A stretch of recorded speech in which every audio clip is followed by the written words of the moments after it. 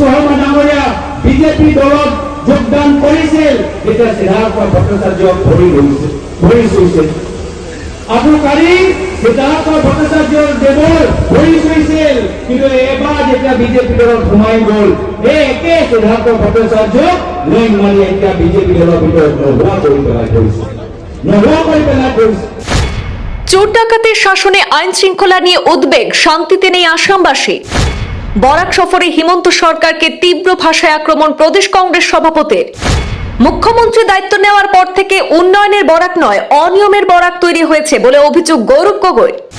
কাটিগড়ার জনসভায় কড়া মন্তব্য গৌরব গগৈ। বাইরে থেকে দুষ্কৃতমূলক কার্যকলাপ কিভাবে সংঘটিত হয় তা নিয়ে মুখ্যমন্ত্রী ব্যস্ত বলে দাবি গৌরব গগৈর। হিমন্ত বিশ্ব শর্মা নিজে ভোট সংক্রান্ত অনিয়মের কথা স্বীকার করেছেন বলে অভিযোগ। ভোট সংক্রান্ত অনিয়ম, গবাদি পশু পাচার, মাটি ও জল সংক্রান্ত দুর্নীতি সরকারের স্বভাবসিদ্ধ, এমন অভিযোগ গৌরব গগৈ। বিজেপি ধর্মীয় সংখ্যালঘুর ভোট, জনজাতির জমি, খিলঞ্জিয়া মানুষের গবাদি পশু ও বাগানের জলের বিষয়ে জড়িত, এমন গুরুতর অভিযোগ তুলেছেন গৌরব গগৈ। বিগত বিটিআর নির্বাচনে কোকড়াঝাড়ে বাঙালি ভোটাররা বিজেপিকে প্রত্যাখ্যান করে বার্তা দিয়েছেন 26-এ বরাকও বুঝাবে। আসামের বাঙালি মানুষকে বাংলাদেশি তকমা দেওয়ার চেষ্টা করছে বিজেপি সরকার, এমন অভিযোগ। 8 ফেব্রুয়ারি এসআইটি প্রতিবেদন প্রকাশ ইস্যুতে গগৈর পাল্টা তোপ। আসামের মানুষ কিছুই বোঝে না মনে করেন হিমন্ত।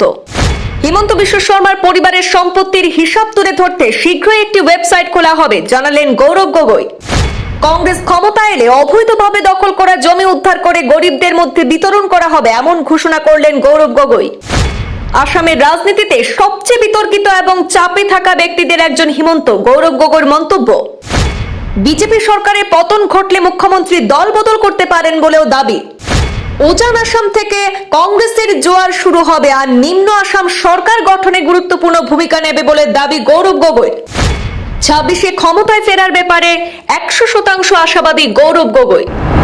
26-এর আসাম বিধানসভা নির্বাচনকে সামনে রেখে বরাক উপত্যকায় জোরদার প্রস্তুতি শুরু করেছে কংগ্রেস। আজ বুধবার কাছাড় জেলার কাটিগড়া সমষ্টিতে একটি বৃহৎ কর্মী সম্মেলন অনুষ্ঠিত হয়েছে। কাটিগড়ার ঐতিহ্যবাহী বারুনি মেলার মাঠে অনুষ্ঠিত এই সম্মেলন ঘিরে কংগ্রেস শিবিরে ব্যাপক উচ্ছ্বাস লক্ষ্য করা গেছে। বরাক উপত্যকার 3 জেলা জুড়ে এই কর্মী সম্মেলনকে সামনে রেখে সংগঠনকে আরো শক্তিশালী করার লক্ষ্য নিয়েছে কংগ্রেস দল। বরাকের 13টি বিধানসভা কেন্দ্রকে ঘিরে সেখানে নির্বাচনী রণকৌশল চূড়ান্ত করার দিকেই নজর রয়েছে কংগ্রেস নেতৃত্বের। উপত্যকার গুরুত্বপূর্ণ সমষ্টিগুলি থেকে আগামী দিনে নির্বাচনী লড়াইয়ের সূচনা করতে চায় কংগ্রেস দল। আজকের কর্মী সম্মেলনে ব্যাপক জনগণের উপস্থিতি লক্ষ্য করা গেছে। এই কর্মী সম্মেলনে রাজ্য ও কেন্দ্রীয় স্তরের একাধিক কংগ্রেস নেতারা উপস্থিত ছিলেন। আজকের এই সম্মেলনে উপস্থিত ছিলেন প্রদেশ কংগ্রেস সভাপতি তথা সাংসদ গৌরব গগৈ, সাংসদ রকিবুল হোসেন, প্রাক্তন সাংসদ পশ্চিম বাংলা থেকে অভিজিৎ মুখার্জি, নিখিল ভারত কংগ্রেসের 2 সাধারণ সম্পাদক তথা আসাম প্রদেশ কংগ্রেসের ইনচার্জ বন্ধু তির্কি এবং বিকাশ উপাধ্যায়, কাটিগড়ার বিধায়ক খলিল উদ্দিন মজুমদার, মিসবাউল হক লস্কর, প্রাক্তন মন্ত্রী অজিত সিং, প্রাক্তন মন্ত্রী আবু সালে নজমুদ্দিন সহ প্রাক্তন বিধায়ক কার্তিক সিনহা, প্রাক্তন বিধায়ক আমিনুল হক লস্কর, প্রদেশ কংগ্রেস সভাপতি জুবাইর এনাম প্রমুখ। এবং আজকের এই কর্মী সম্মেলনে একের পর এক বিস্ফোরক মন্তব্য করেছেন উপস্থিত নেতৃত্বরা। বিজেপি সরকার এবং হিমন্ত বিশ্ব শর্মার বিরুদ্ধে একের পর এক মন্তব্য করেছেন গৌরব গগৈ সহ অন্যান্যরাও।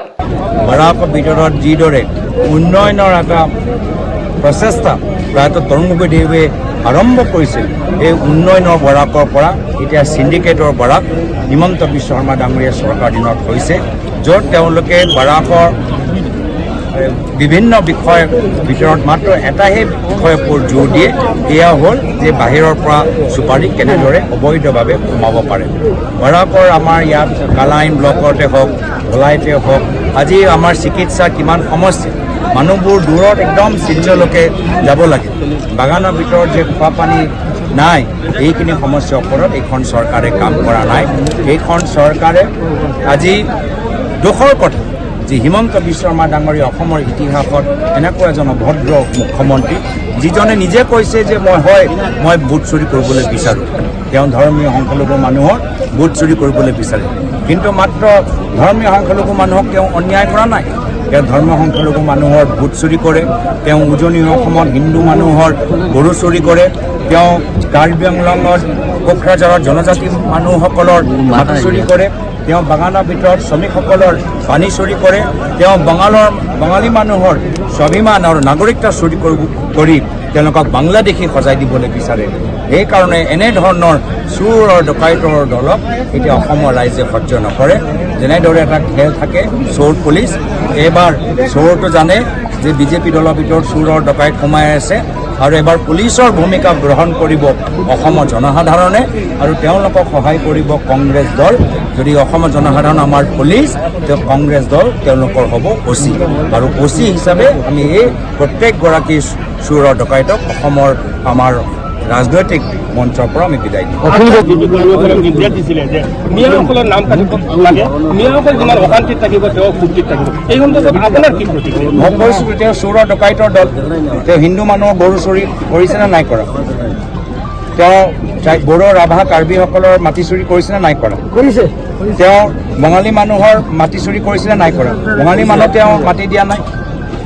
তেওঁ আদিবাসী শ্ৰমিকসকলৰ পানী চুৰি কৰিছেনে নাই কৰা? তেওঁ ধেমাজি তেওঁ দুখীয়া মানুহৰ চাউল চুৰি কৰিছেনে নাই কৰা? তো এই চোৰ আৰু ডকাইতৰ দলৰ ভিতৰততো এইবোৰ চব কাম হ'বই, কিন্তু এইবাৰ অসমৰ ৰাইজে এই চোৰ পুলিচ দৰে এই চোৰসকলক ধৰিব আৰু অসমৰ ৰাইজৰ লগত OC দৰে কংগ্ৰেছ দলৰ ভূমিকা থাকিব।